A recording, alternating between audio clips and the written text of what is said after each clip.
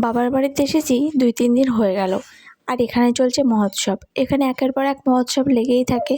আর আমি একদম ফাঁকা ব্যাগ নিয়ে এখানে চলে এসেছি। পরার মতন একটা কাপড় বলতে কিচ্ছুই আনিনি। তাই একটা মায়ের কাপড় পরে নিলাম। ভাবছিলাম একটু গেট রেডির ভিডিও করব, কিন্তু মাইকের আওয়াজের জন্য আমার কোনো কথাই শোনা যাচ্ছিল না, তাই আর করলাম না। তাই ভাবলাম একটা মিনি ব্লগ তোমাদের সাথে শেয়ার করা যেতেই পারে। রেডি হতে হতে একটা জিনিস দেখে খুবই কেমন লাগছিল যে প্রেগনেন্সির পর আমি খুবই মোটা হয়ে গেছি, আমার বেলি ফ্যাটটা অনেক বেড়ে গেছে।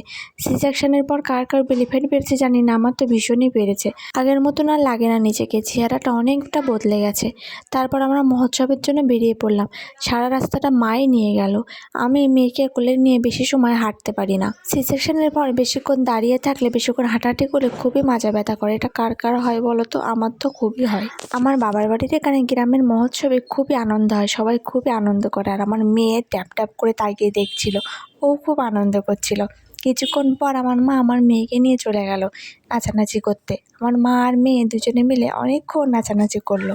আর আমি শুধু বসে বসে সেই মুহূর্তগুলো দেখছিলাম। মায়ের সাথে মেয়ের এই নাচের মুহূর্তগুলো দেখতে ভীষণ ভালো লাগছিল জানো।